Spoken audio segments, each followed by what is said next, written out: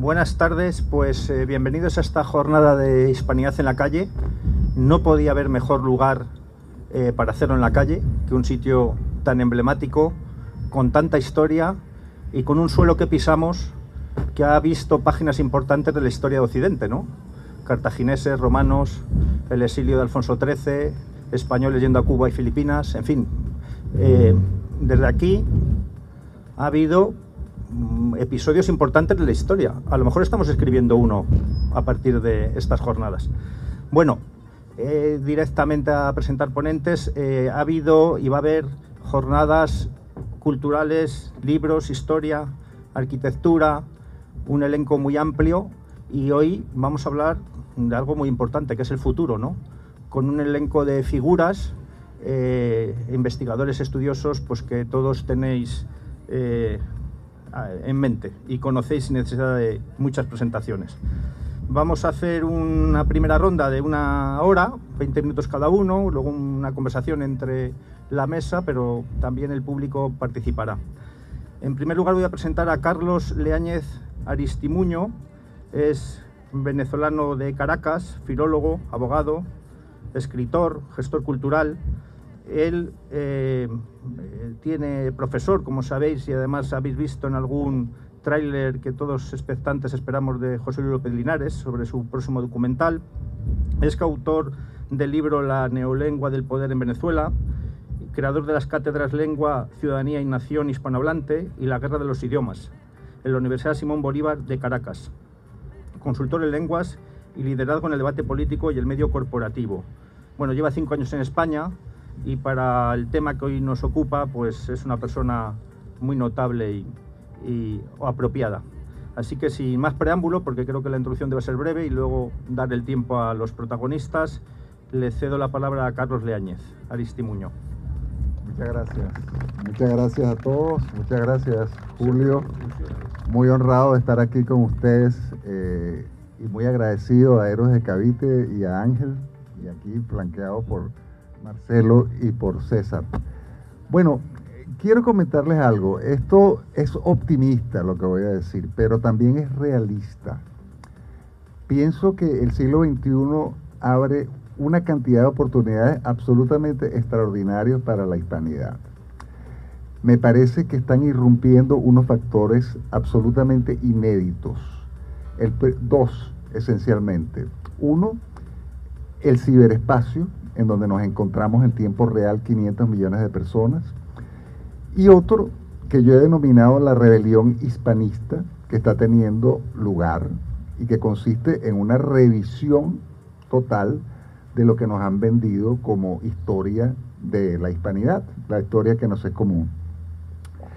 Entonces, bueno, esto se llama el siglo XXI como oportunidad panhispánica. Este es el nombre de la mesa, ¿no?, que nos congrega.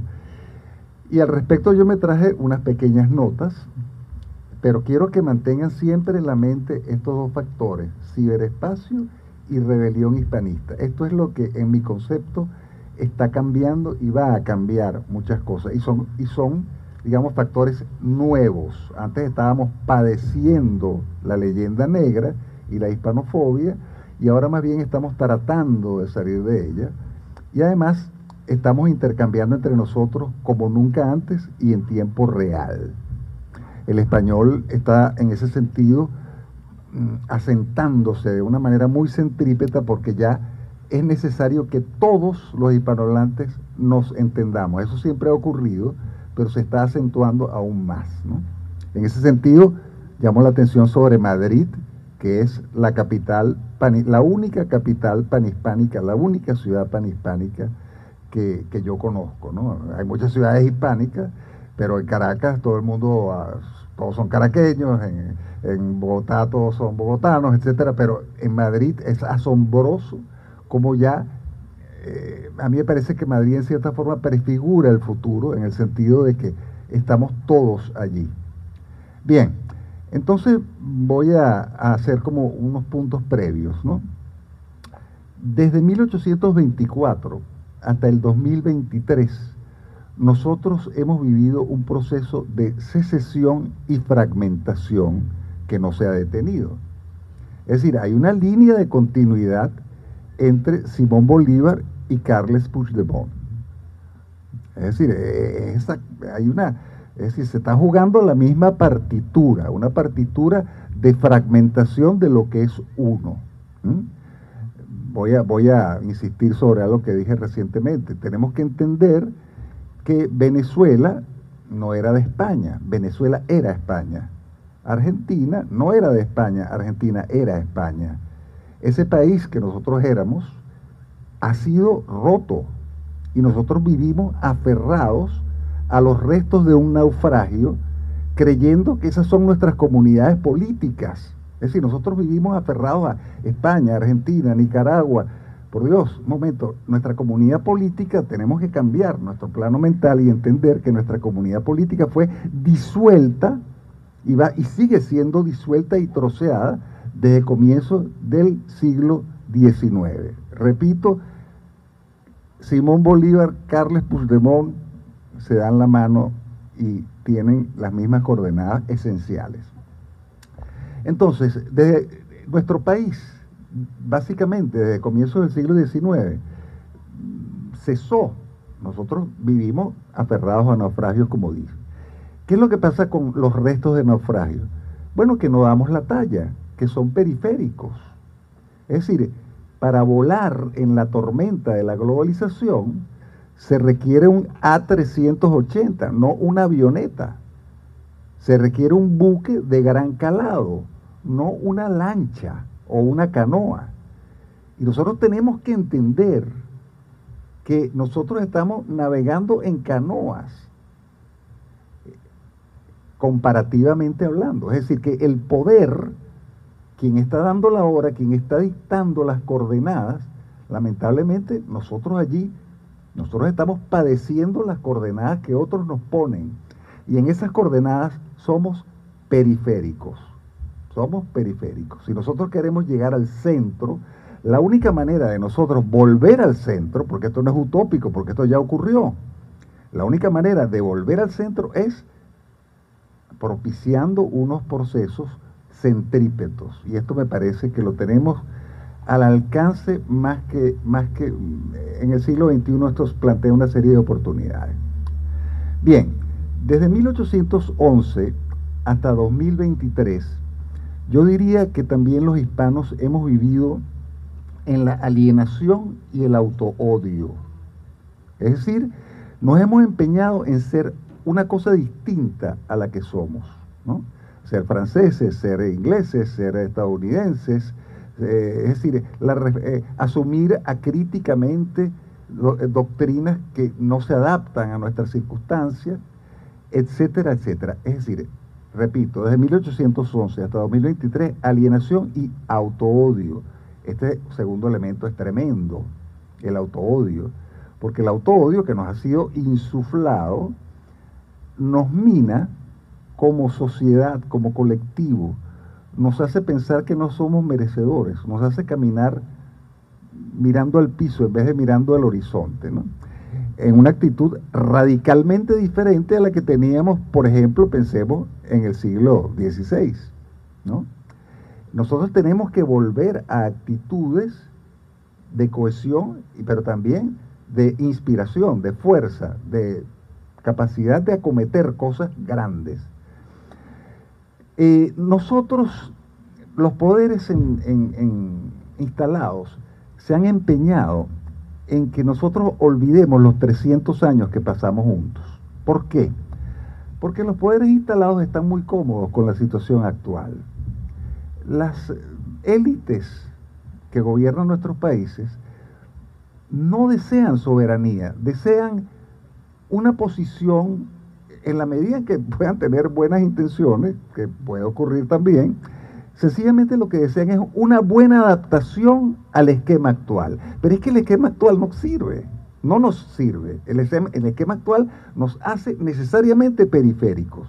Entonces nosotros tenemos que acabar con el esquema actual. Entonces tenemos que preguntarnos, ¿nuestras élites pueden seguir en el poder?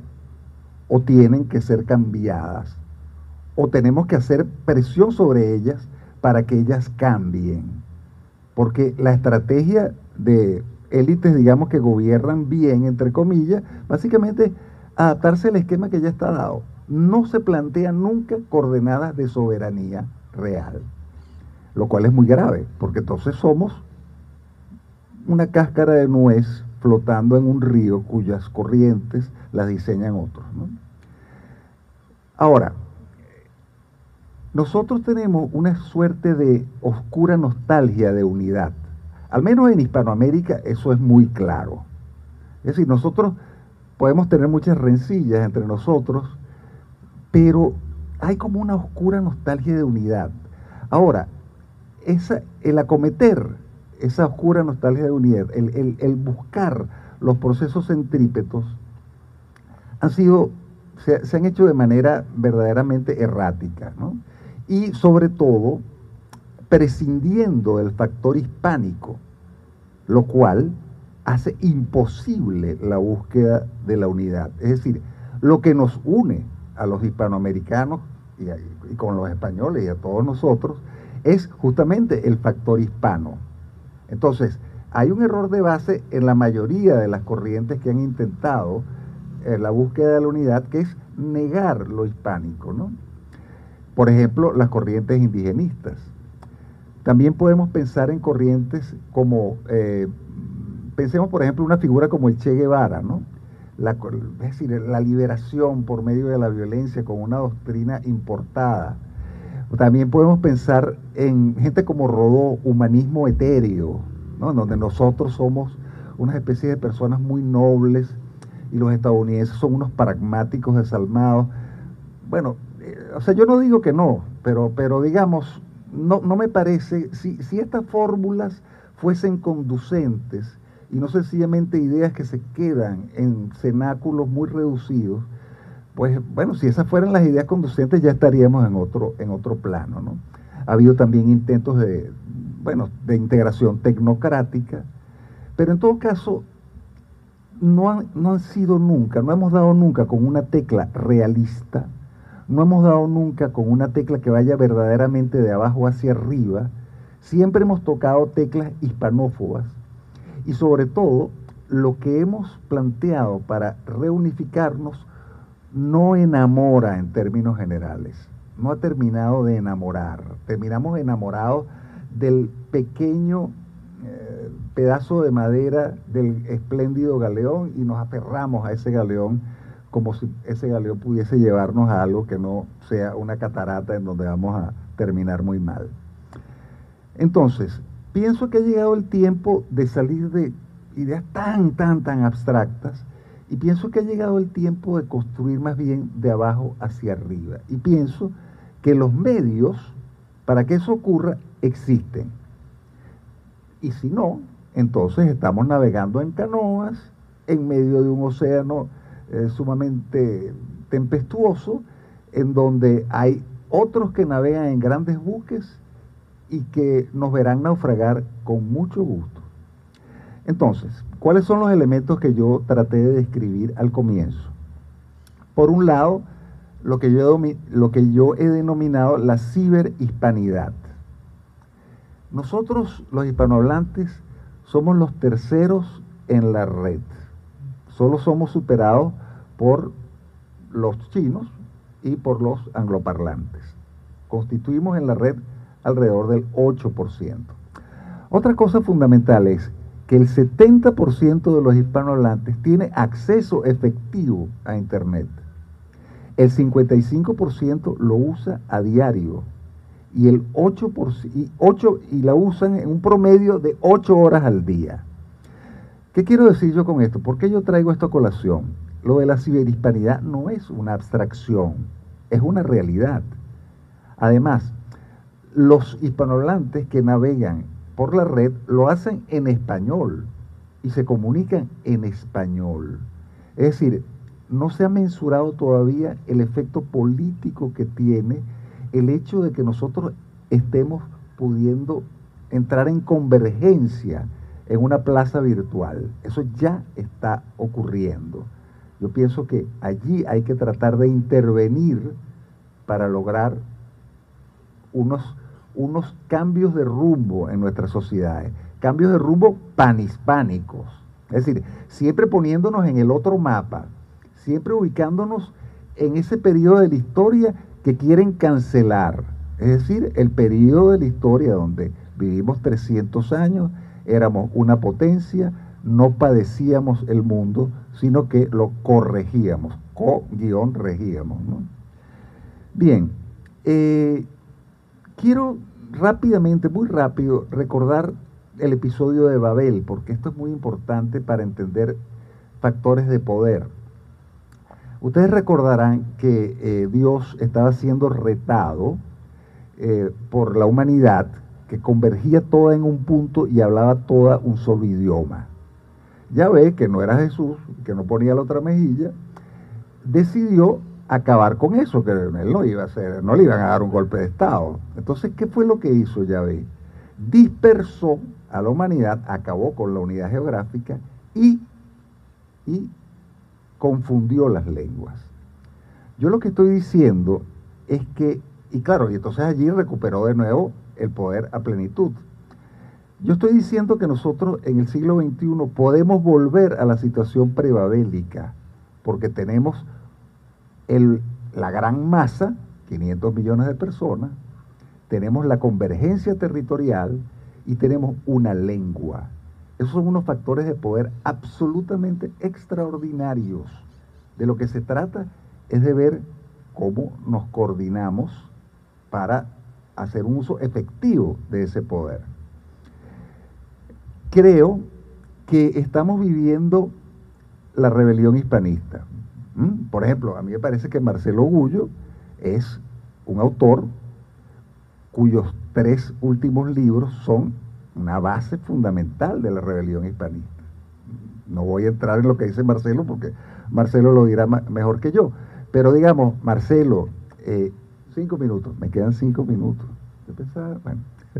Entonces, la rebelión hispanista, ¿en qué consiste? Básicamente, en que sencillamente la leyenda negra, el autoodio que nos ha sido inoculado, ese afán de ser distintos a lo que somos, de estar alienados, va echando hacia atrás y comenzamos a poder tener sobre bases reales unas posibilidades de actuar desde nuestro ser y no negando nuestro ser hispánico. Esto es absolutamente esencial. Nosotros sin reconectar con nuestro ser hispánico a plenitud y con orgullo, sencillamente no podemos devengar la fuerza psíquica colectiva para hacer y acometer lo que hay que hacer. Entonces, estamos ante un nuevo tiempo porque ahora, gracias al ciberespacio, cualquiera de ustedes puede impulsar iniciativas panhispánicas. Voy a poner un ejemplo muy breve de una iniciativa panhispánica que se hizo incluso antes de la existencia plena de Internet. Ustedes recordarán el caso de la ñ en los teclados de los ordenadores. Pues los hispanohablantes dijimos, se pretendió quitar las ñ de los teclados de los ordenadores. Los hispanohablantes dijimos, de manera alguna, eso no va. Y eso lo dijo desde el más humilde hasta el poder, hasta los escritores, todo el mundo convergió, todo el mundo hizo presión, y 500 millones de personas son sencillamente ineludibles. Y la ñ todavía sigue en los teclados. Esto es un ejemplo nimio, pero es que nosotros debemos hacer eso con todo. Y en la medida que nosotros veamos hasta qué punto, utilizando estos instrumentos, nosotros podemos avanzar en una cantidad de cosas que nos interesan a todos como colectivo, vamos a tomarle el pulso cabal al costo de oportunidad que implica el vivir aferrados al pedazo de naufragio que se llama Nicaragua, México, Chile, etcétera. Y vamos a ir hacia más convergencia. Yo abogo porque haya banderas para la ciberplaza. Imaginemos una ciberplaza, consigamos banderas, enarbolémoslas, vamos a enarbolarlas, vamos a impulsarlas de manera idónea y las élites tendrán que comenzar a tomar nota de que hay que ir más allá de nuestras pequeñas fronteras de canoa y volver al gran calado que tuvimos cuando éramos un imperio. Muchas gracias.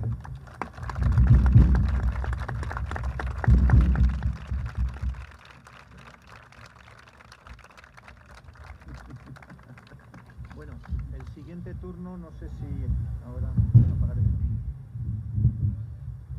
Julio, ¿no se escucha? Ya no, ahora, vale, bueno.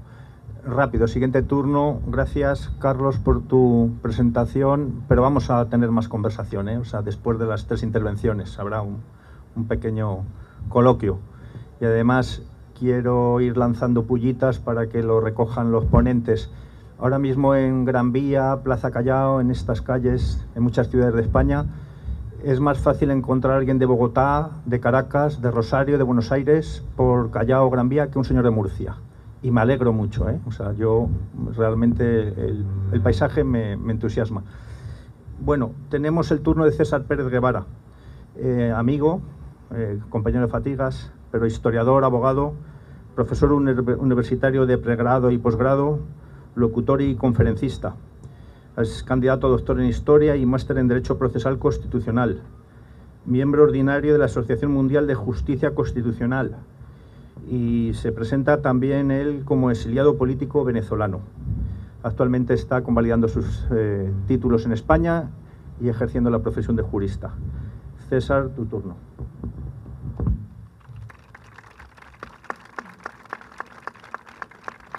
Buenas tardes.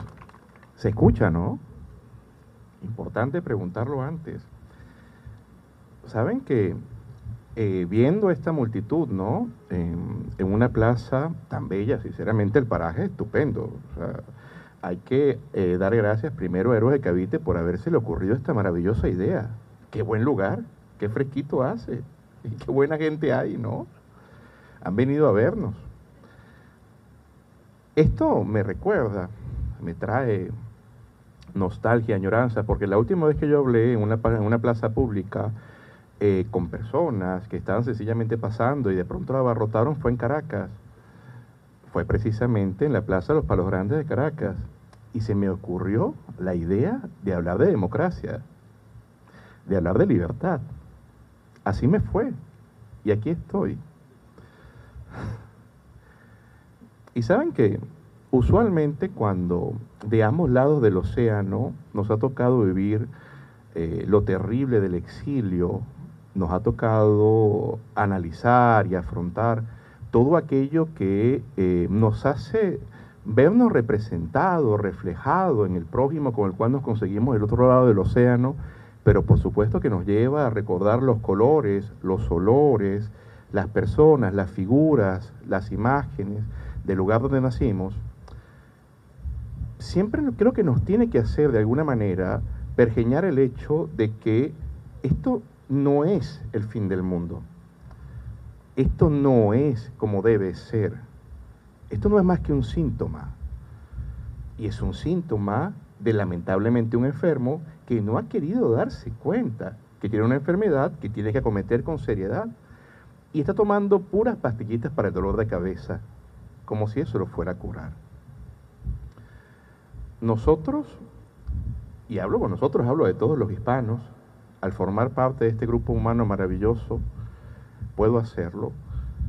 Usualmente nos ponemos a mirarnos el ombligo, ¿no? Nos ponemos a mirar solamente a aquellos que se encuentran más próximos a nosotros y creemos la petulancia de que no tenemos absolutamente nada que ver con el otro. A pesar de todas las similitudes, a pesar de toda la historia en común, a pesar de toda la axiología, a pesar de cada una de las características que nos hacen bastante similares, pues nos empeñamos solamente en ver las diferencias. Y fíjense ustedes que incluso nos hemos aferrado a no hablar de ciertos temas. No hablamos de unidad porque van a decir que somos tal. No hablemos de los 300 años anteriores en los cuales estábamos juntos porque van a decir que somos tal. No se te ocurra decir eso porque te van a señalar con determinado adjetivo, calificativo, peyorativo. Incluso hoy, que yo estaba dictando una charla, algunos estaban aquí, sobre la esclavitud en el mundo hispano, yo no podía dejar de mirar, incluso asombrado, la cara de sorpresa con la cual me veía el público en su gran mayoría, porque nunca le habían hablado de la esclavitud en el mundo hispano. Nunca habían hablado de cosas que nos pasaron, cosas que hicimos, cosas que ocurrieron. De ahí que En esta época, en la cual, como bien señaló Carlos, nos encontramos en un momento paradigmático, en un momento perfecto, para poder analizar quiénes somos cada uno de nosotros, qué hemos sido, cuál es nuestra potencialidad, cuál es el presente con el cual nos conseguimos. Sencillamente seguimos nosotros con los mismos pleitos vernáculos, seguimos nosotros viendo nuestro propio vecindario. No nos importa en lo absoluto lo que le pase al vecino, porque bueno, si a él le pasa algo, si tiene una tiranía allá, si tiene un señor que mata gente, pues eso es allá, eso aquí no va a pasar, aquí no llegará. Y la cuestión, la sorpresa, queridos amigos, es que llega.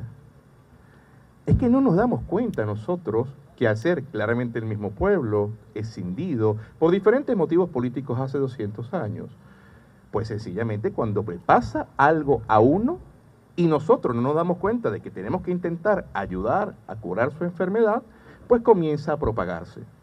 Y solamente cuando nos damos cuenta que nos está afectando a nosotros, es que comenzamos lamentablemente a pensar en qué habría pasado si hubiésemos abordado este tema con anterioridad. Vaya que la experiencia hispanoamericana que a mí me tocó vivir, siendo bastante joven, ¿no?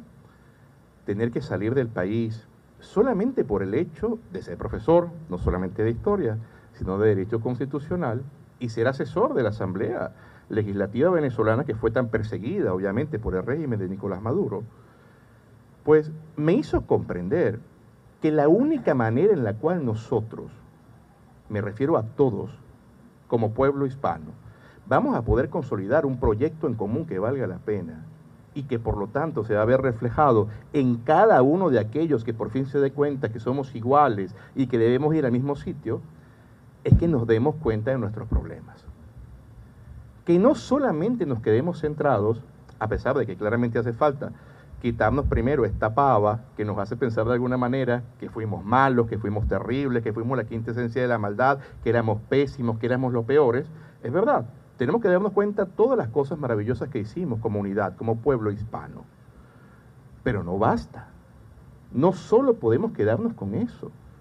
También tenemos que observar nuestro presente, observar nuestros problemas, delatar las cosas que se hacen mal en cada uno de los países y por supuesto que coadyuvar a que esto no siga ocurriendo. Y ustedes me dirán, bueno, pero ¿de qué estamos hablando? Estamos en una época en la cual cada uno es un país y las cosas no se hacen así. ¿Y por qué no se hacen así? ¿Y por qué nosotros tenemos que rendirnos a la terrible costumbre? Está Gullo aquí, ¿no?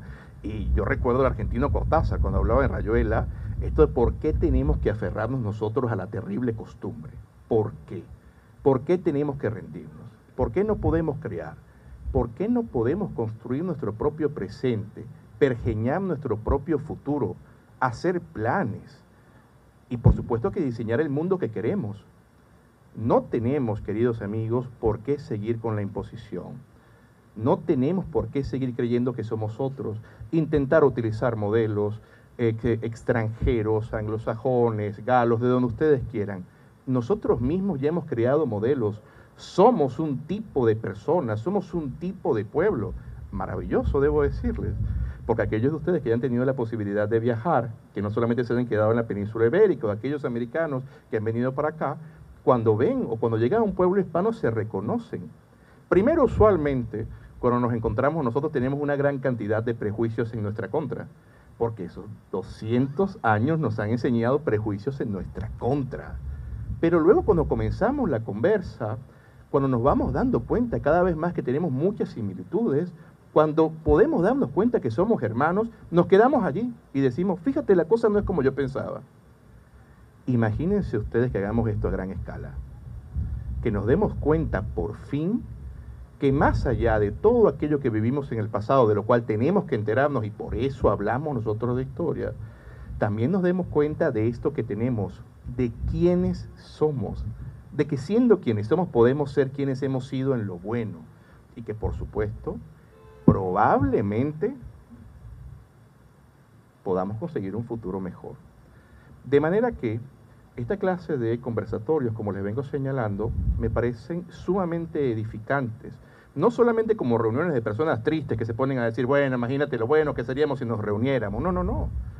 Porque resulta que todos ustedes que están sentados enfrente de nosotros son aquellos que con otra gran cantidad de personas hacen falta que realicen el cambio de pensamiento, no aferrarnos a la terrible costumbre, al contrario, cambiarla, plantear cosas. Y bueno, seguramente nos puede ir mejor. Gracias.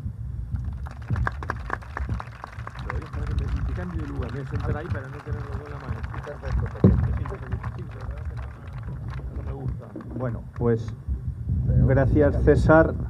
Luego yo agitaré un poco la conversación, a ser posible. Quería hacer una reflexión mientras Marcelo se ubica. Aquí estamos en una mesa, unos señores de Argentina, de Venezuela, Ecuador, Colombia, Perú, España. A mí cuando por razones de trabajo o sociales me he sentado con franceses, con ingleses, con alemanes, con húngaros, con lituanos, me sentía diferente. Pero aquí no siento ninguna diferencia en absoluto. O sea, me siento con gente mía, o gente como yo. O sea que esto es importante. Voy a presentar a Marcelo Gullo, aunque le he dicho al principio, digo, Marcelo, para mí presentar a Marcelo Gullo es como presentar a Julio Iglesias, o sea que es prácticamente innecesario, ¿no? Porque todo el mundo le conoce. Yo quiero contar algo que viví hace 4 años en Málaga, en un seminario de geoestrategia y leyenda negra que dirigía Elvira Roca Barea.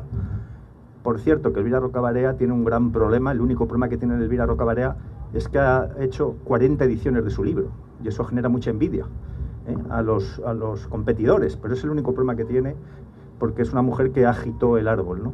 Bueno, en ese seminario yo conocí a Marcelo Gullo como ponente, y lo más parecido a la salida de José Tomás por la Plaza de Toros de las Ventas por la Puerta Grande fue lo que yo vi con Marcelo Gullo, porque fue la estrella total, el público pues entusiasmado, no por la emoción, sino por la razón, por los argumentos que Marcelo tan hábilmente maneja. Como buen argentino, la dialéctica la manejan perfectamente.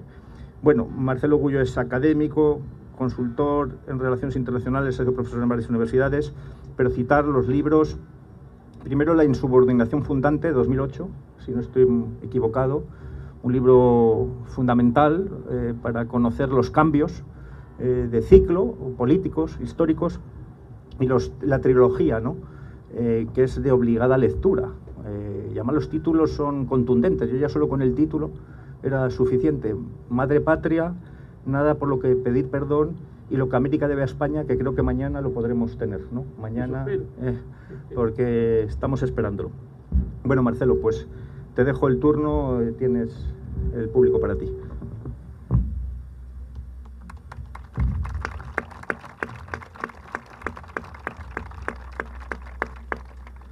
Bueno, buenas tardes a todos.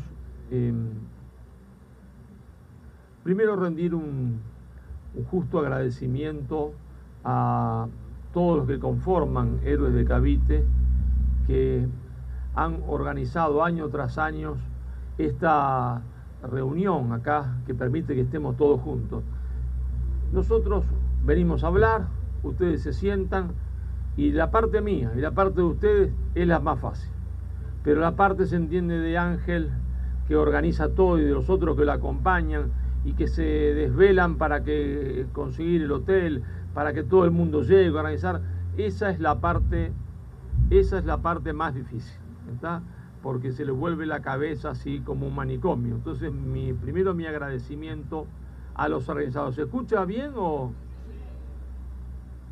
Segundo, se ha nombrado a María Elvira Roca Barea, y mi profundo agradecimiento y reconocimiento a ella, que fue el puntal a través del cual se inició todo, como quien tira un poquito de nieve y se va formando una bola de nieve a medida que va bajando de la montaña. Así que mi reconocimiento a ella, como mi reconocimiento a José Luis López Linares, a Miguel de Bertodano, a mi amigo Luis Rozachegui, montones de hispanistas,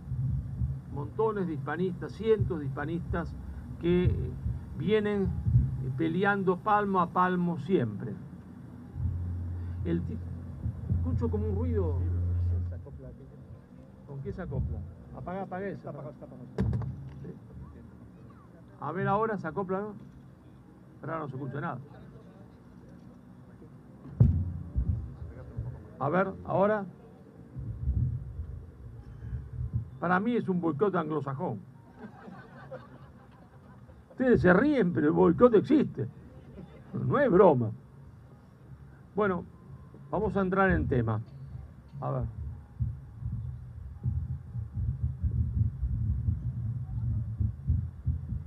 Casi me como el micrófono ahí. Lo voy a comer, parece un helado. Bueno, el título del panel es El siglo XXI, oportunidad panhispanista. Ya los que me han precedido han anunciado y preanunciado la oportunidad.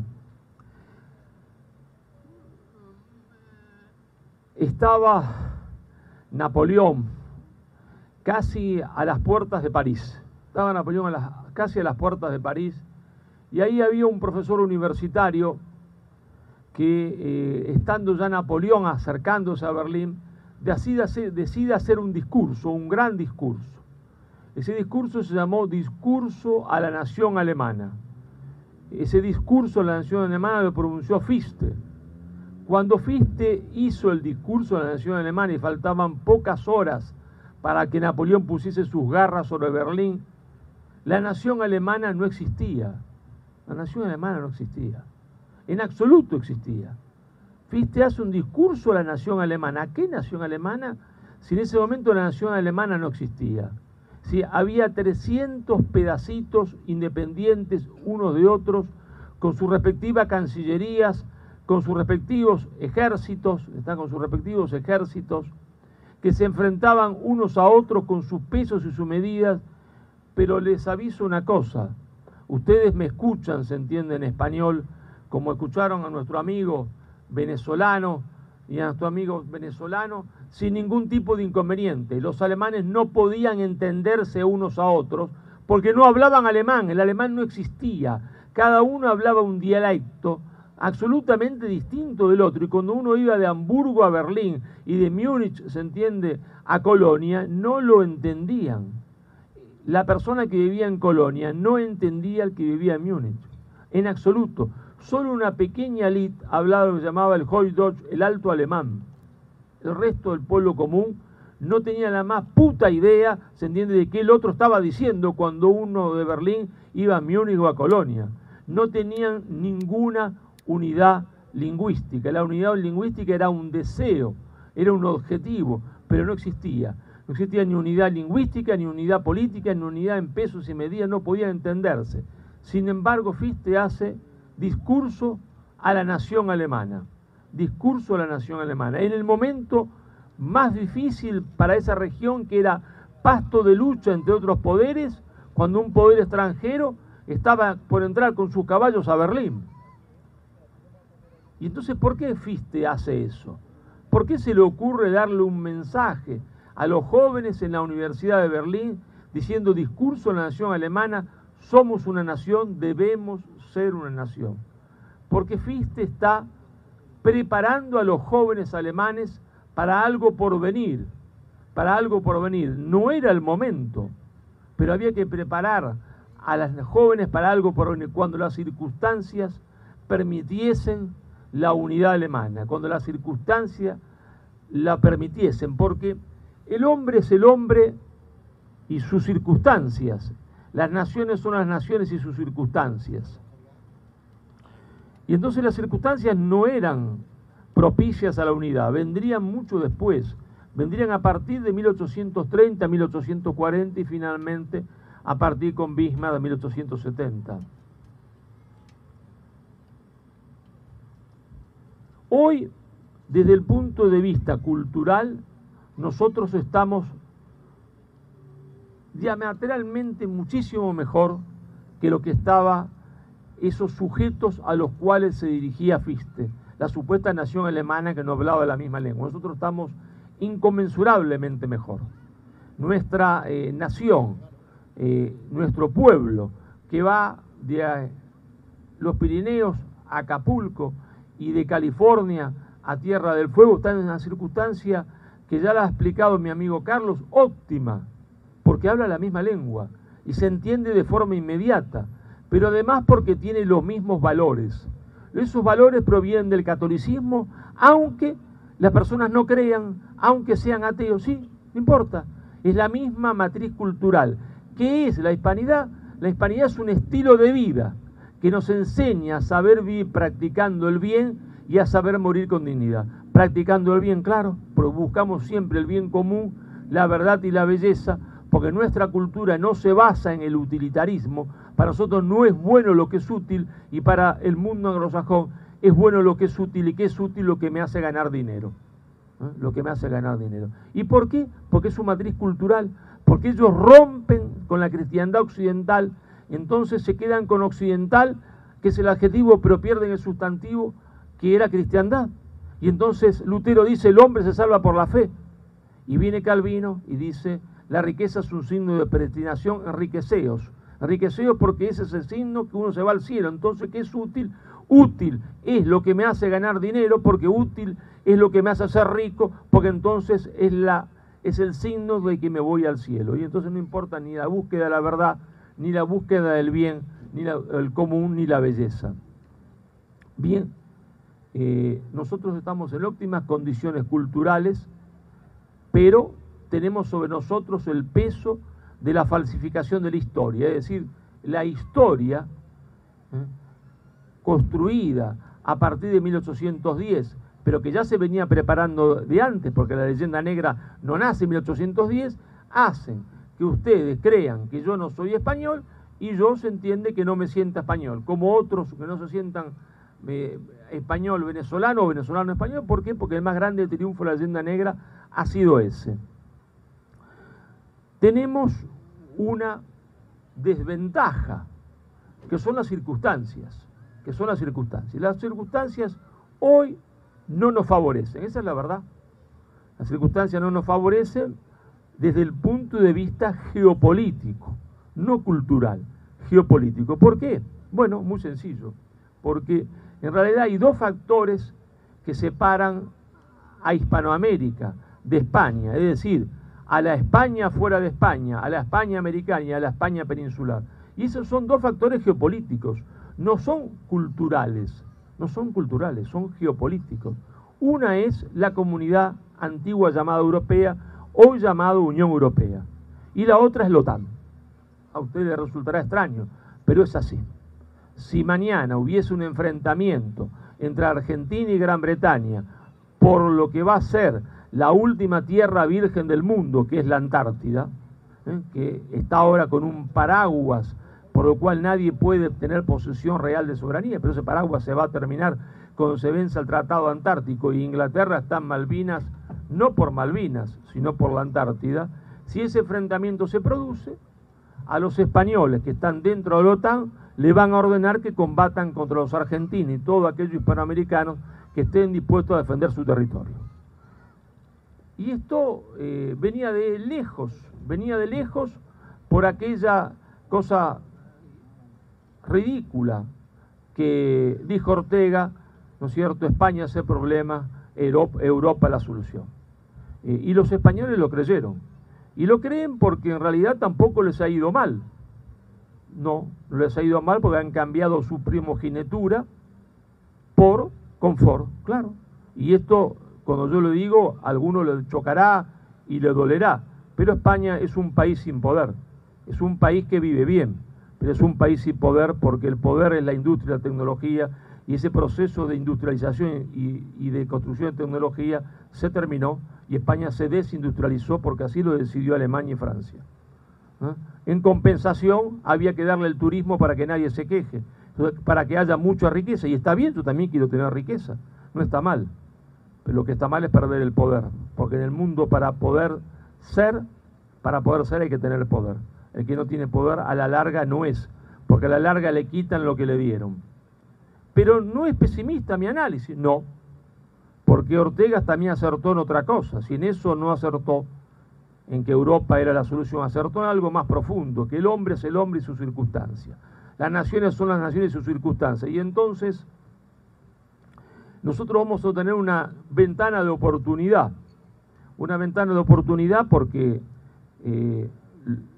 y lo digo con todas las letras, porque lo que vivimos, que ustedes llaman Europa, ¿no?, que en realidad es una falsa Europa y un falso Occidente, tiene sus días contados. En términos históricos, claro. Quizás yo no lo vea, José Luis López Linares no lo vea, mi amigo Miguel Bertón no lo vea, pero los estados, tal cual como los conocimos, Francia, Alemania, Dinamarca, Holanda, Bélgica e incluso Italia, tienen sus días contados. La demografía es una ley, tiene sus propias leyes y sus leyes son inexorables. Sus leyes son inexorables. Europa, la Europa francesa, belga, holandesa, alemana,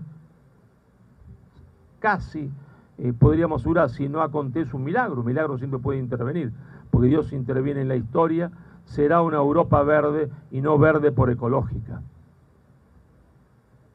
Y cuando eso acontezca, el mito de Europa se habrá terminado.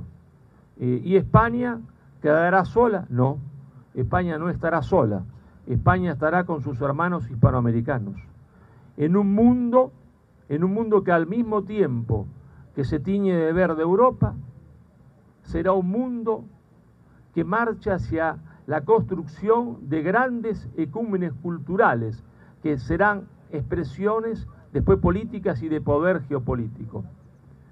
Y entonces, en ese momento, nosotros inevitablemente nos reencontraremos, porque se abrirá una ventana de oportunidad, porque será nuestra única forma de subsistencia de España y de subsistencia de Hispanoamérica, porque si nosotros no realizamos la unidad, no seremos nada, absolutamente nada. Entonces habrá un imperativo categórico que nos forzará a hacer la unidad malgrado nosotros mismos. Pero claro, eso hay que prepararlo, porque las oportunidades también se pierden. Las oportunidades se pierden. Porque no alcanza con pedirle a Dios, ¿está? Porque eso me hace acordar al tipo que estaba en la iglesia, ¿no? Iba a la iglesia, terminaba la misa y el tipo se quedaba siempre de Diosito, Diosito, haceme ganar la lotería. Domingo tras domingo, año tras año, hasta que un día Jesús ya se cansó, ¿no? Se saca los clavos, baja, se entiende, lo abraza al tipo, le dice, yo te hago ganar la lotería, pero por lo menos comprá un billete. Por lo menos comprá un billete, claro. Él quería ganar la lotería y no compraba ningún billete. Nosotros tenemos que comprar el billete. ¿Cuál es el billete? Lo que estamos haciendo, preparándonos culturalmente y políticamente, históricamente, para comprender el fenómeno histórico y lo que somos, ¿está? Es decir, estamos haciendo lo que hizo Fichte, discurso a la nación alemana. Nosotros estamos haciendo un discurso a la nación española, a la gran nación española, si ustedes quieren, nación hispánica, que va, se entiende, de los Pirineos a Acapulco y de California, y no digo el Río Grande, de California a Tierra del Fuego. Estamos haciendo el discurso a la nación española, a la nación hispánica. Estamos preparando, se entiende, la conciencia colectiva para que esa oportunidad no se nos escape de la mano. Entonces, esa es la gran responsabilidad que nosotros tenemos. Esa es la gran tarea en la cual estamos ahora. Es una tarea gigantesca, hermosa, divina. Nosotros no seremos quizá protagonistas de esa unidad, pero sembraremos en la conciencia de los jóvenes los factores que le permitirán comprar el billete y que la oportunidad no se le escape de la mano. Estamos haciendo nuestro discurso a la nación española, nuestro discurso extendiendo a la nación hispánica. Y por eso yo los comprometo a ustedes. No alcanzan con que estén sentados acá, no alcanzan con que yo escriba libros y los amigos hagan discursos y escriban otros libros. Tenemos que comprometernos mucho más. Es una pelea día a día, hora a hora, para convencer a quienes, a los más jóvenes, que no están precisamente hoy acá de forma mayoritaria. A esos hay que convencerlos, porque a esos tenemos que prepararlos, porque la oportunidad será para ellos, no para nosotros. Ellos serán los que tendrán que concretizar, ¿se entiende?, hacer realidad, ¿está?, esto que nosotros hoy estamos predicando. Pero sin nuestra prédica ellos no tendrán ninguna oportunidad. Por eso es importante lo que estamos haciendo, lo que hacemos, lo que ha hecho Ángel, lo que hace José Luis, lo que hace, se entiende, Luis Groatachegui, lo que hacemos todos, es de una importancia extraordinaria que nosotros mismos, por nuestra propia condición de seres humanos, no logramos medir lo que estamos haciendo. Es el discurso a la nación hispánica. Muchísimas gracias.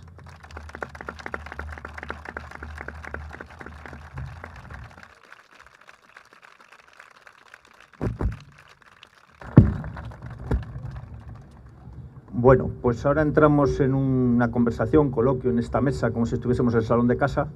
Yo voy a lanzar dos ideas que me gustaría que reflexionéis. Una es el fenómeno migratorio, es decir, lo que estamos viviendo, sobre todo en España, de gente de Hispanoamérica que llega aquí y cómo se integra, cómo se adapta y cómo puede cambiar su visión de su identidad y cómo puede repercutir en los que se han quedado allí. Y esa me gusta contestar. ¿Te gusta? Sí, sí, me gusta. Sí, la contestáis ya y... Sí, ya. Venga. La contesto ya, porque andan ahí un grupo de malvivientes jóvenes a servicio del poder anglosajón, ¿no? Que se dicen incluso hispanistas y que escriben libros. Entonces andan diciendo, se entiende ahí, que llegan, se entiende, a España y matones, asaltantes, violadores, colombianos, venezolanos, son muchachos que no estudiaron nunca nada. A Argentina también llegaban maleantes, traficantes, delincuentes españoles. Era la minoría, como son la minoría de los que llegan acá. La mayoría de los que llegaban y que yo conocí, muchos me criaron, eran trabajadores españoles. Pero no solo llegaban delincuentes, se entiende, españoles, también llegaban delincuentes polacos, delincuentes sicilianos. Claro, porque es parte de la realidad. Es decir, no hay una nación, un pueblo, un conjunto de habitantes, se entiende, que sean todos santos. Vienen y vienen entre ellos los buenos y los malos, claro. En Rosario, que es mi ciudad, se la llamaba la Chicago Argentina, no solo porque era el principal puerto exportador de cereales de todo el continente americano después de Chicago, sino porque se instaló la mafia. La mafia italiana se instaló en Rosario, pero también se instaló la mafia polaca, que traficaban con mujeres. ¿Y eso qué quería decir? ¿Que todos los polacos que estaban trabajando pertenecían a la mafia traficante de mujeres? ¿O que todos los italianos que estaban traficando pertenecían a la mafia italiana? No, eran la minoría, ¿verdad? ¿Y cómo se soluciona eso? Como se solucionó siempre, con el orden, con la policía.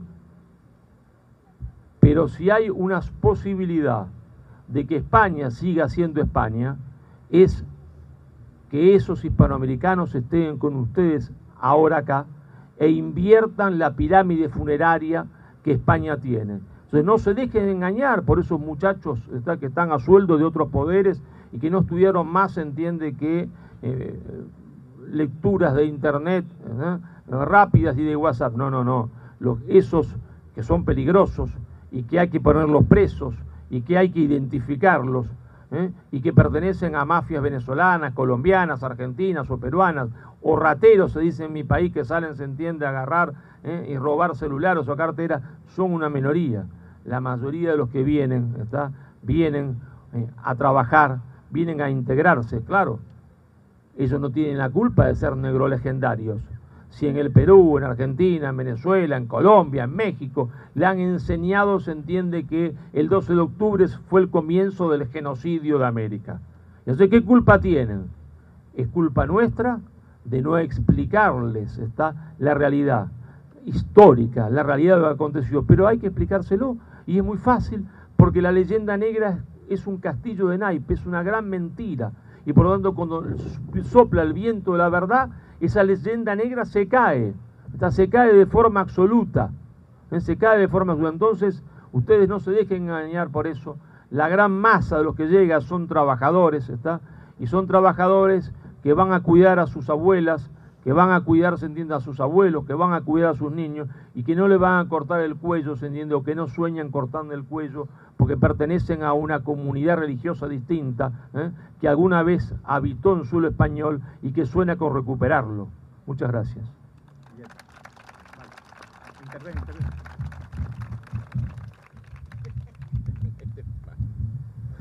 Yo tengo que decir algo, de verdad. este aspecto me toca personalmente, ¿no? Pero de un modo total. A ver, yo siento que eso que nos hizo separarnos hace 200 años, creó más bien un corredor en el mar, ¿no? Y quiero que lo observen y lo piensen de esta manera. Cuando pasa algo al pueblo hispano de un lado del océano, pues se va al otro lado del mar, a donde está la otra parte del pueblo hispano.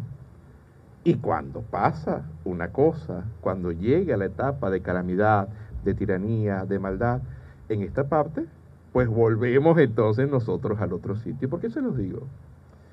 De esas cosas maravillosas que hay en Hispanoamérica está el mestizaje.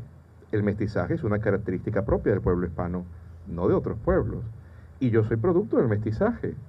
Aun cuando ustedes me vean bastante oscurito, mi madre, que en paz descanse, la que siempre recuerdo, ayer cumplía mi madre un aniversario más de fallecimiento, era una mujer muy blanca, de cabellos castaños claros y ojos muy verdes. Mi padre, por supuesto, es como yo. Entonces, ustedes dirán, ¿de dónde venía esa señora? Pues ella venía de personas que habían salido huyendo de la Guerra Civil Española y habían llegado a Venezuela. Y entonces ahora, dense cuenta a dónde he llegado yo. Dense cuenta ustedes ahora cómo precisamente mi esposa tiene nacionalidad española, mi hija es española, y yo no me siento diferente, yo no me siento diverso. Y quiero tocar un tema muy importante que ya Marcelo ha tocado, ¿no? La xenofobia no solo es que no es una característica hispana, es una característica absurda, terrible y de mentes lamentables. Pero ya va, hay gente que es xenófoba. Y fíjense ustedes que el cuento no es como suele echarse en contra del malvado español. Los españoles que son racistas y son xenófobos son cosas que se dicen en América. Eso es mentira. Hay gente mala en todas partes, ¿eh? Porque yo recuerdo cuando era un chico en Venezuela y muchos de esos españoles, portugueses, italianos que habían llegado para allá a emprender, eran mal vistos también por algunos venezolanos, que incluso utilizaban apelativos o pretendían denominar a toda una caterva de personas que habían llegado de la península ibérica con un mote, o mejor dicho, con una parte de España. Le decían a todos los gallegos eso, de la manera más despectiva. El hombre podía ser extremeño, andaluz, podía ser de cualquier parte, pero los gallegos esos. Y eso no se habla. Y eso ocurría en Venezuela, ¿eh? No era la mayoría, nunca fue la mayoría, como tampoco es la mayoría aquí. Pero entonces, porque uno lo haga, se vuelve noticia y de pronto entonces tienen el tupé de decir que los españoles son racistas o xenófobos. Por Dios, yo no puedo decir cosas semejantes. Vean el color de mi piel y vean mi acento. Y bastante que me he sentido en mi casa, bastante que he hecho buenos amigos aquí. Aquí por lo menos está Julio, un gran amigo al cual aprecio profundamente. Entonces, no pretendamos nosotros ser lo suficientemente tontos para creer que la maldad, que los casos puntuales nos definen de algún modo, porque no es así. Puedo decirlo con toda la fe del mundo. Y queridos amigos, de nuevo les digo, y escuchen este llamado desesperado. Hemos tenido durante estos 200 años nosotros la posibilidad de que al fragmentarnos, cuando nos va mal en una parte, cruzamos el océano. No esperemos a que no queden lugares a los cuales escapar. No esperemos nosotros para tomar conciencia y darnos cuenta que lo que le pasa a uno nos pasa a todos y que tenemos que afrontar la visión de que somos hermanos y de que merecemos mejores cosas. Porque si no, sencillamente entonces allí sí no tendremos oportunidad.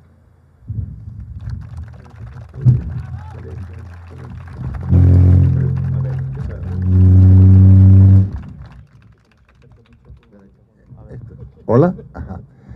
Sí, yo quería traer a colación una historia que es como una metáfora de nuestra unidad en el seno de la globalización. Hace 40 años aproximadamente yo vivía en Alemania y recuerdo que una vez, cuando terminábamos de comer en el comedor universitario, había inmediatamente después una cafetería. Esa cafetería, como es natural, estaba llena de alemanes, pero siempre había una mesa bastante numerosa y ruidosa de hispanohablantes, ¿no? que nos reuníamos allí, contábamos nuestras historias, nuestros chistes, nuestra manera de ser, de tocarnos, de mirarnos, etcétera, etcétera. Esa mesa para mí siempre me trae como, es una cosa como una muestra tangible de nuestra unidad. Cuando nosotros nos hallamos ante algo que nos es radicalmente distinto, nos damos cuenta de que somos muy parecidos. Lo que pasa es que generalmente a la persona promedio no le toca esa exposición al que es radicalmente otro y no tiene esa oportunidad de sentir la comunidad cultural. Ahora, yo les digo, cuando yo estuve en Alemania, esa mesa para mí fue factor de salvación a todo nivel. Y en esa mesa había españoles, argentinos, venezolanos, mexicanos, y todos absolutamente claros en que frente a los alemanes éramos uno. Imaginemos que no son los alemanes, sino es la globalización, llena de pueblos absolutamente distintos.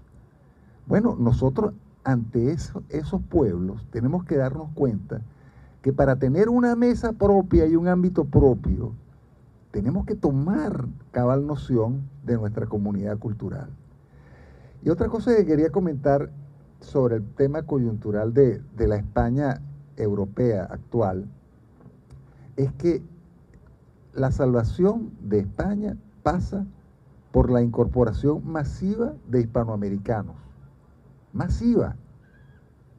Porque es un tema, como dice Marcelo, desde el punto de vista demográfico, sencillamente no se pueden pagar las pensiones. Cada vez que ustedes vean a un venezolano taxista, una venezolana que les arregla la cama, como me ocurre a mí como venezolano, o sea, la persona que me arregla la cama en el hotel es venezolana.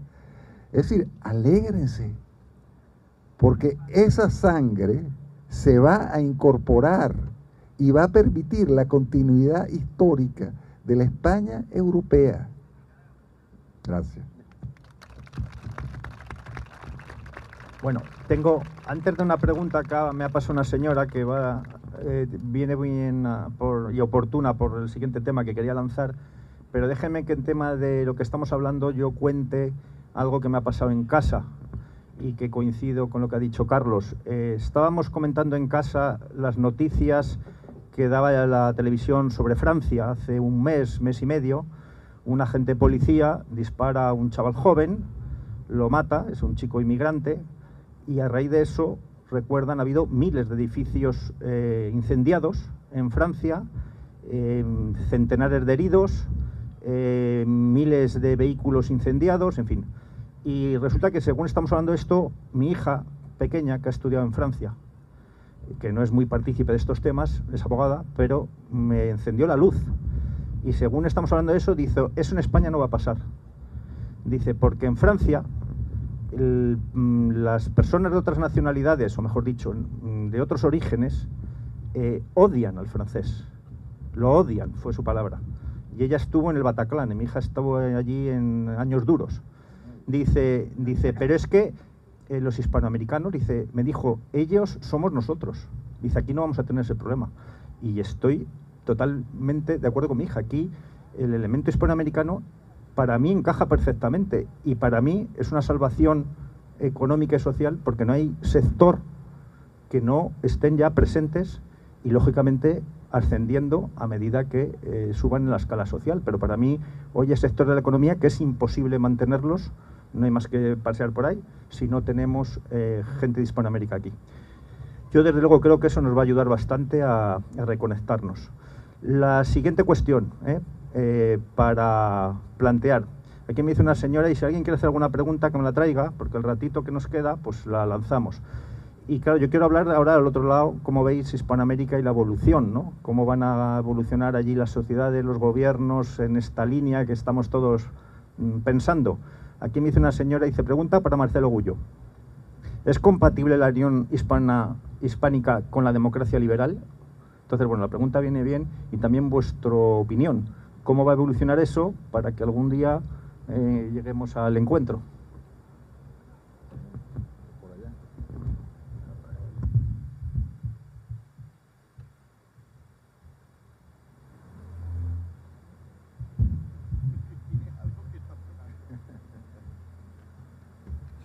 Bueno, la pregunta también tiene una carga que la tenemos todos del mito que la democracia la inventó el mundo anglosajón.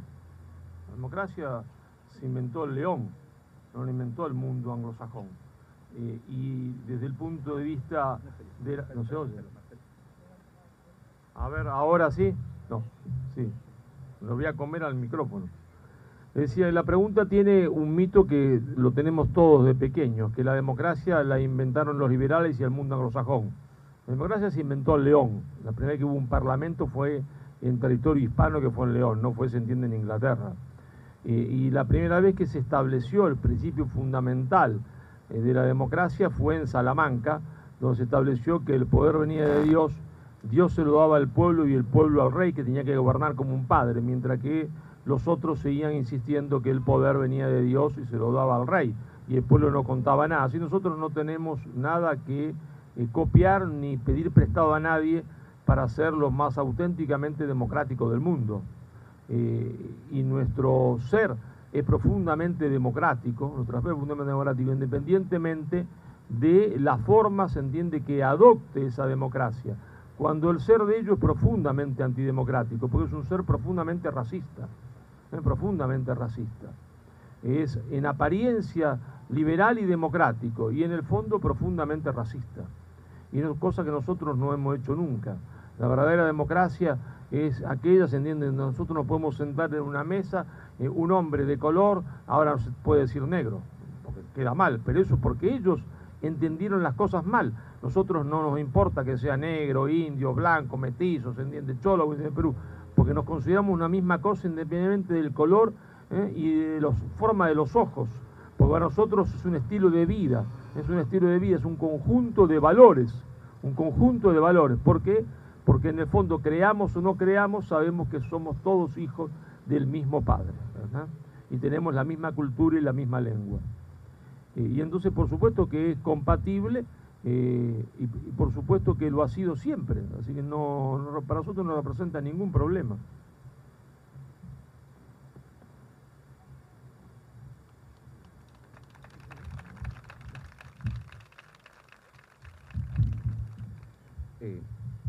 ¿Se me escucha?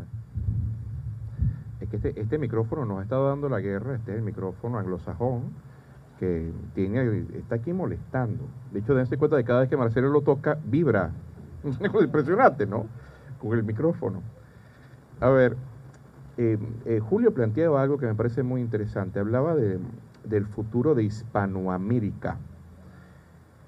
Y déjeme decirle que es algo que he pensado un montón de veces. Cuando estudiamos historia a nivel universitario, siempre se nos enseña que nosotros precisamente, pues, tenemos que basarnos en los hechos que ocurrieron. No nos dan el título de futurólogos, ni nos dan el título de adivinadores de lo que va a pasar. Sin embargo, siempre es posible, en virtud de ciertas ciencias sociales, poder realizar una prospectiva, en efecto, en virtud de lo que uno ha visto, ¿no? En virtud de lo que uno ha estudiado. Para no hacer demasiado larga la respuesta, yo podría sencillamente señalar que mientras Hispanoamérica siga enferma de estos señores que se creen los jefes y los amos de un lugar y que ellos son la voz del pueblo, y mientras Hispanoamérica siga dividida y creyendo en leyenda negra, pues van a seguir proliferando absolutamente todos los males. Y déjenme decirles que esos males también han cruzado el océano y están aquí. De manera que dense cuenta que nunca se habla de unidad, siempre todos los discursos tienen que ver es con que este es malo, este es el otro, o si no, sacan entonces pues la más sencilla. Eso es culpa de los españoles, somos así por los españoles, que todo lo malo que trajeron, ojalá nos hubiesen colonizado los ingleses o los alemanes, eso es lo que dicen, esa es la respuesta de los líderes políticos hispanoamericanos, cuando hay algún problema que ellos han causado. Entonces, hasta que no exista en lo absoluto una toma de responsabilidad y que por tanto conlleve a la educación, pues lamentablemente yo creo que la cosa no va a mejorar. Pero, a ver, le suelto algo como colofón a esta respuesta, ¿no? Que siempre lo digo cuando hablo de esta clase de temas. El gran intelectual venezolano, gran educador venezolano, uno de los hombres que se atrevió en el siglo XIX a hablar de España como la madre patria, a hablar del cariño que deberíamos tener los hispanos entre nosotros, tamaña grosería, ¿no? Que él dijera eso. Don Cecilio Acosta, cuando le planteaban esta clase de temas o alguna cosa particularmente peliaguda, ¿cómo hacer para que la sociedad sea mejor? Pues don Cecilio Acosta, con el modo tan brillante, tan sucinto, tan lacónico, pero tan sustancial que lo caracterizaba, él decía, pues entonces enseñe usted lo que se entienda, enseñe usted lo útil, enseñe usted lo bueno, enseñe a todos y eso es todo. En lugar de estar intentando buscar categorías, estar intentando edulcorar el lenguaje para que un grupo de amigos nos lean los papers y nos digan qué maravilloso el libro que has escrito y seamos entonces las estrellas de 20 personas, hay que intentar trasladar este mensaje a mientras más personas podamos. Hagamos caso a don Cecilio Acosta. Enseñen ustedes lo bueno, enseñen ustedes lo que se entiendan, enseñen ustedes a todos y eso es todo.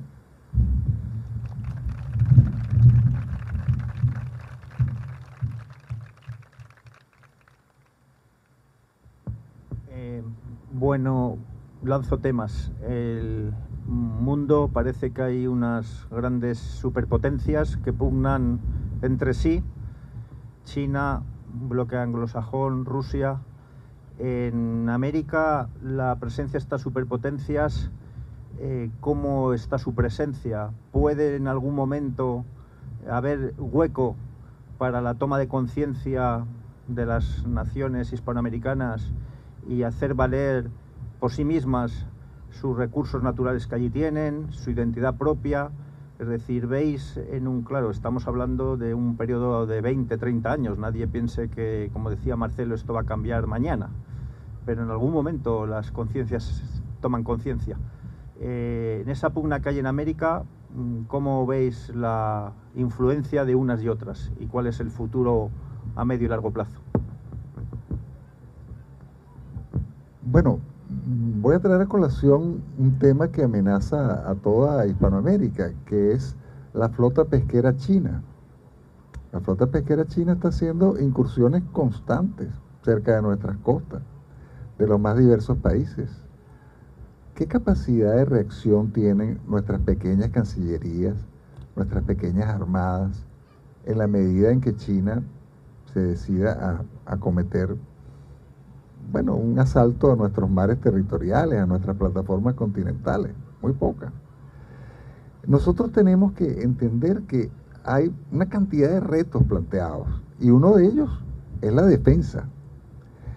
Nosotros, por ejemplo, cuando yo hablaba de la ciberplaza, nosotros tenemos una cantidad de asignaturas pendientes que podríamos acometer juntos. Por ejemplo, acometer juntos el tema Gibraltar, Esequibo, Malvinas, por ejemplo. Y en la medida en que lo hagamos juntos, de verdad, puedo garantizarles que los resultados serán más exitosos que los que venimos teniendo hasta ahora.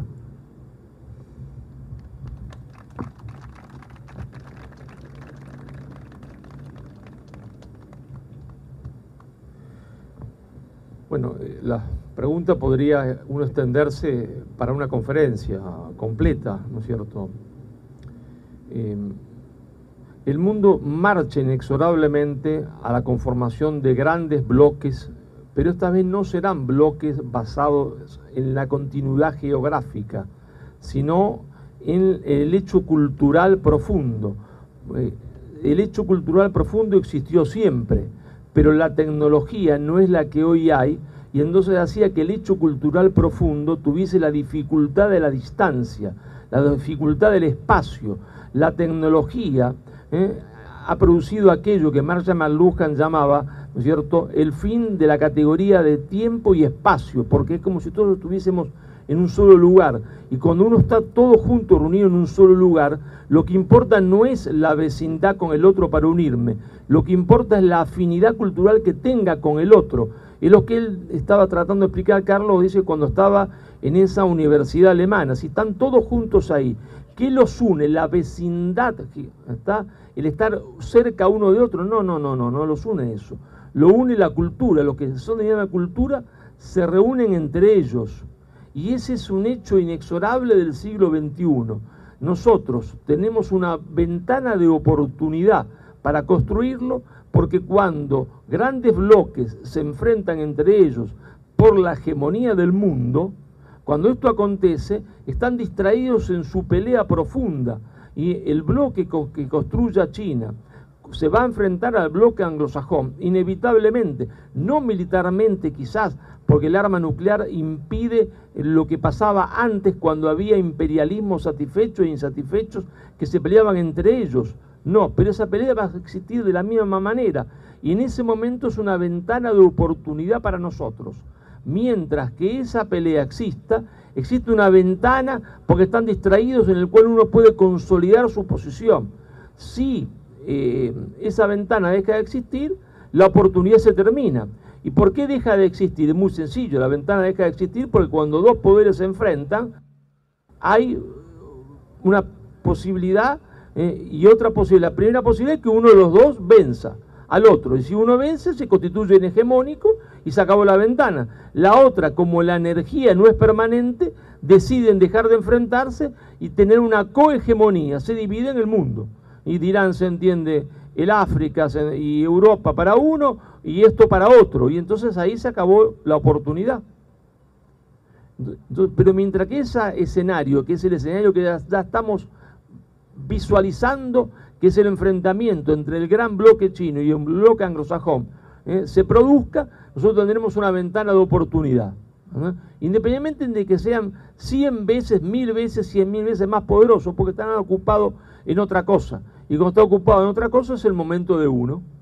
Y entonces ahí tendremos que haber trabajado lo suficiente culturalmente para aprovecharla, que es lo que yo estaba tratando de explicar en la primera parte de la exposición. Hay que preparar los ánimos y templar el alma, para cuando se produzca esa ventana de oportunidad, para no desperdiciarla, comprar el billete de lotería e ir a cobrarlo.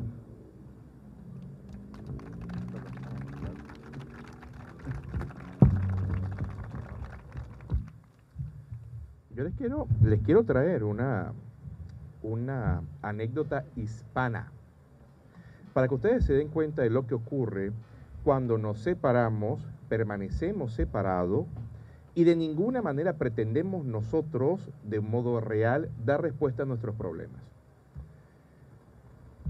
Esta característica que suelen tener los anglosajones a lo largo de la historia, que a veces les gustan pedazos de terreno y se los quedan, como Gibraltar, como lo que pasó con las Malvinas en su momento, ¿no?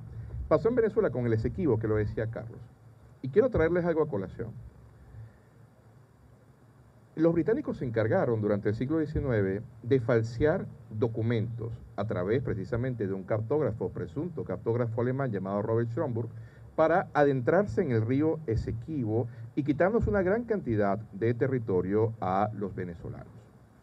Y eso pasó así, y nadie dijo nada porque era el gran imperio británico y todo el mundo le temía. Cuando Venezuela intentaba rechazar esta situación, Venezuela solita, una Venezuela decimonónica llena de guerra civil, una Venezuela a la que nadie le hacía caso, Inglaterra decía que no iba a negociar con Venezuela porque Inglaterra no se sentaba con países bárbaros.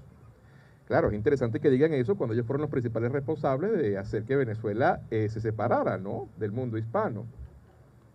Luego vemos nosotros entonces que a inicios del siglo XX Venezuela descubre que tiene petróleo, mucho petróleo, demasiado petróleo. Y con el paso del tiempo Venezuela se va colocando en una posición en la cual puede hacer lo que se hace con la soberanía. No se negocia, se ejerce, no se pide de alguna manera, mira, déjame pretender o déjame utilizar mi soberanía. No, no, no. La soberanía está sobre el territorio de uno y se ejerce. Punto. Pero, por supuesto,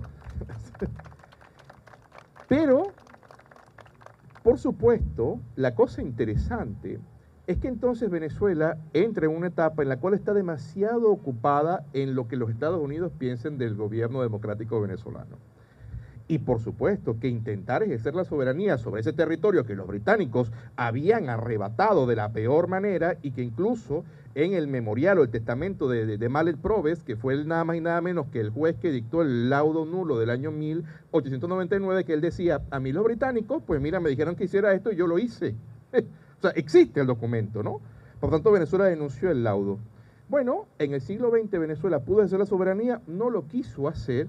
Incluso los guyaneses hicieron la rebelión de Rupununi, en la cual ellos decían, pero por favor, o sea, nosotros somos venezolanos, acójanos, queremos formar parte de su país.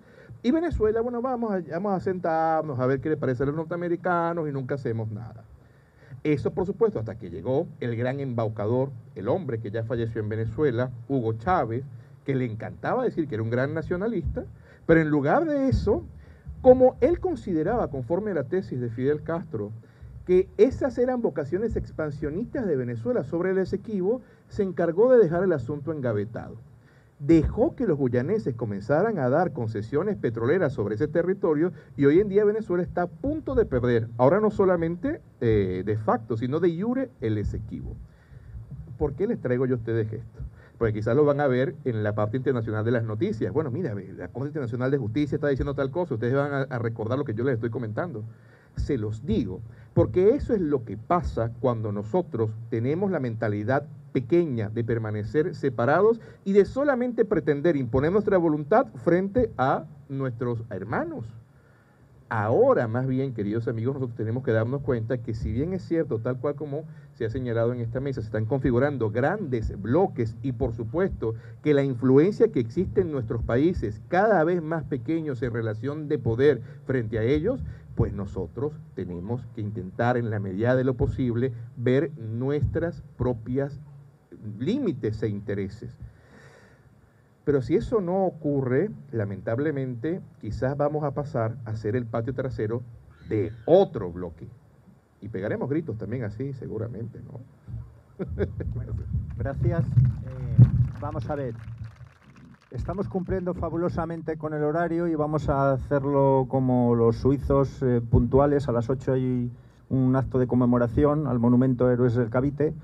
Y tenemos 10 minutos para 2 o 3 preguntas y no se entretienen mucho todos, así que voy a bajar el micrófono, pero sí rogaría que a menos 2 minutos, menos 3, voy a cortar para que podamos cumplir con el horario del siguiente acto, que además tenemos allí a los hombres de época preparados.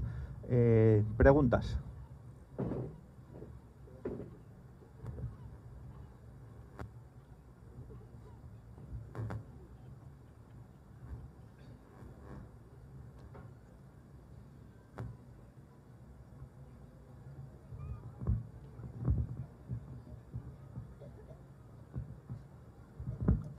Bueno, más que una pregunta, una breve puntualización. Al primero de los ponentes, Carlos, creo que es el nombre, ¿verdad? Ha dicho en su intervención que hoy en día Madrid es indiscutiblemente la gran ciudad hispana por excelencia, donde hay la mezcla de todos los países, de todos los colores. Bueno, usted viene de la tierra de Bolívar, como usted ha dicho. Yo vengo de la tierra de Puigdemont. Y le recuerdo que nuestra tierra, Barcelona, es la única ciudad que desde hace ya más de 10 años, y organizado por la sociedad civil, sin ningún partido político, sin nada, conmemora el Día de la Hispanidad, con homenajes en el Monumento a Cristóbal Colón, con un desfile que hubo ayer por el paseo principal, el Paseo de Gracia, extraordinario, con grupos folclóricos de Bolivia, de Perú, de Ecuador, una auténtica belleza, y todo eso organizado por catalanes de socarrel, como decimos nosotros, catalanes puros, es decir, hispanos, españoles puros, sin ayuda de nadie. No nos olvidéis, por favor, a los que somos de la tierra de Puigdemont.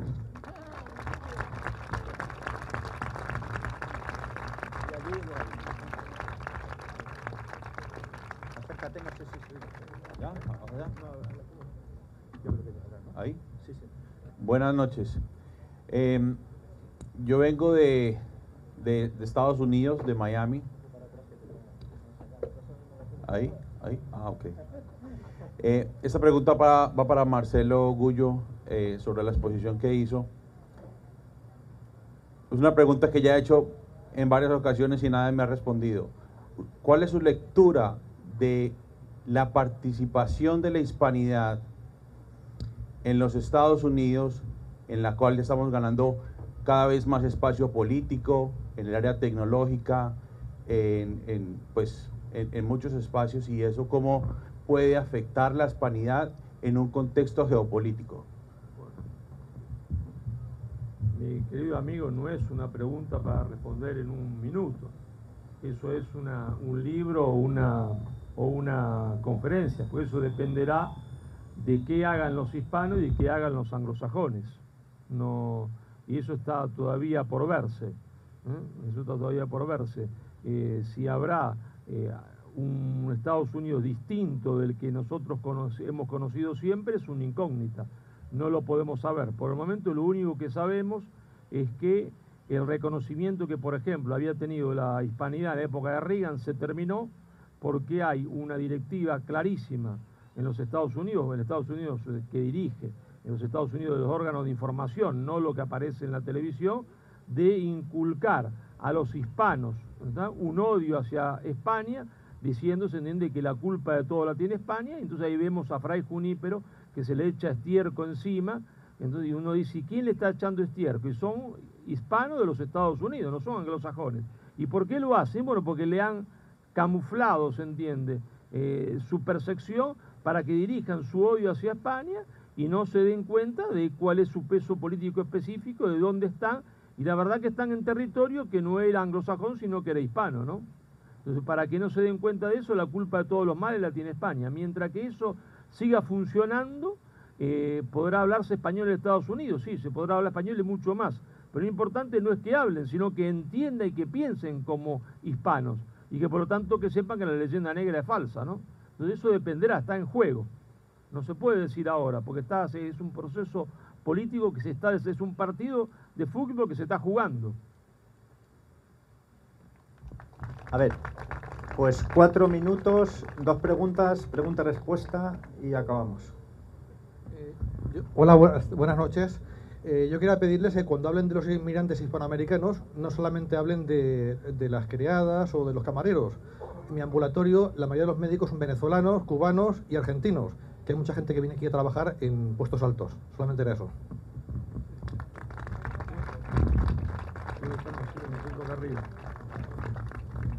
Hola, buenas noches. Yo quería hacer una especie de pregunta propuesta. Todos sabemos, no se ha hablado aquí, pero sabemos cómo se va creando la leyenda negra, con Fray Bartolomé de las Casas, y cómo triunfa tan rápidamente. Es el caso, ¿no?, lo que yo quiero plantear.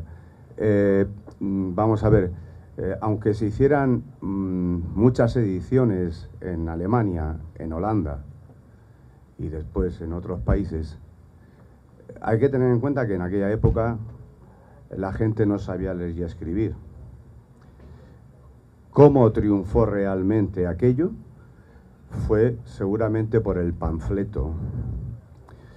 En alguna ocasión, creo que fue a Elvira Roca Barea, se lo escuché. El panfleto fue lo que al llegar a la iglesia le decían a los alemanes, pues mira, pues fíjate, una imagen donde se ven españoles con perritos comiéndose a los indios, y 4 palabritas que a lo mejor el alemán que estaba al lado y sabía leer se lo explicaba, o si no iba a ser el sacerdote luterano el que se lo explicaría desde el púlpito.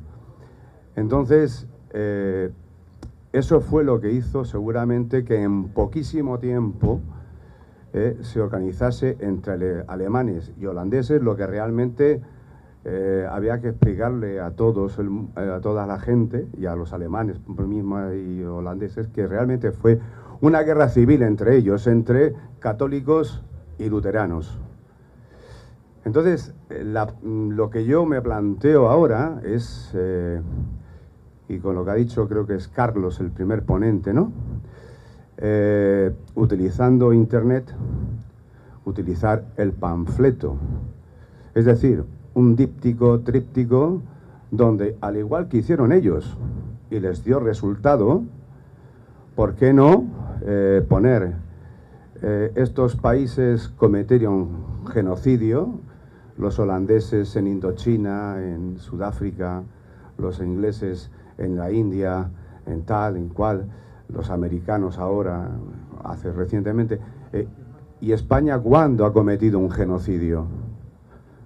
Pero un genocidio mandado por su rey, por sus capitanes, nunca, nunca. Hubieron enfrentamientos de guerras y tras un enfrentamiento de una batalla, pues lo normal es matar o a los sargentos, coroneles o al general o lo que sea, pero después matar a la población civil no fue el caso en su mayoría de la conquista de España en toda América e incluso en Filipinas. Entonces, que la gente lo viera en un espacio pequeño, un panfleto que se puede hacer por internet o por lo que sea, es una propuesta que hago. Le dio resultado a los alemanes, a Lutero y a los holandeses. En poco tiempo se rebelaron contra su rey, que era Carlos V. No sé si eso os servirá de... Yo no tengo poder para estar en YouTube, pero vosotros sí. Nada más. Un minuto rápido si queréis comentar algo y levantamos el acto.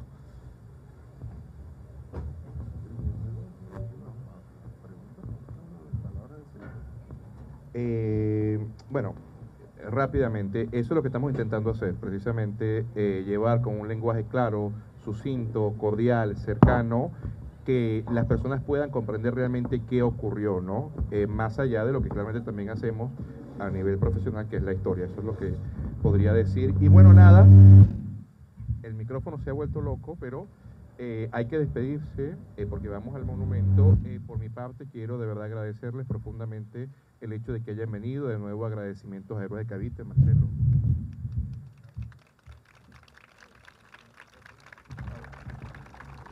Bueno, no, sencillamente insistir en el hecho de que tenemos que concebirnos juntos, tenemos que generar procesos centrípetos, tenemos que encontrar las buenas formas de integrarnos, de trabajar bien, de conseguir las buenas historias, las buenas imágenes que queden en la cabeza y que vayan latiendo en nosotros, abriendo el camino que necesitamos para no desaparecer y para, al contrario, ser relevantes y ser un aporte que nos permita vivir desde nuestros parámetros.